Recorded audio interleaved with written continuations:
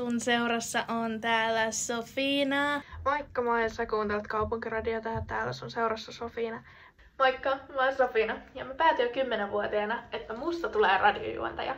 Jokainen askel, mitä mä oon tehnyt, että mä oon tässä pisteessä nytten, on ollut tätä unelmaa varten. Mä oon ensin hakenut Turun Paasikivi-opistoon medialinjalle ja tehnyt siellä 3 vuoden tutkinnon ja valmistuin mun luokan parhaana. Sen jälkeen mä aloin tekemään kevytyrittäjän töitä. Mä tein aika paljon kuvaus- ja videoprokkiksia, mutta olin mä mukana jossain parissa mallishowssakin yhdessä mallina ja toisessa kuvaajana. Mä oon myös tehnyt paljon somea muille yrityksille ja sen lisäksi mä oon ollut kyllä Lindexillä töissä 3 vuotta. Eli asiakaspalvelu onnistuu myös. Miten mä kuvailisin itseäni 3 sanalla?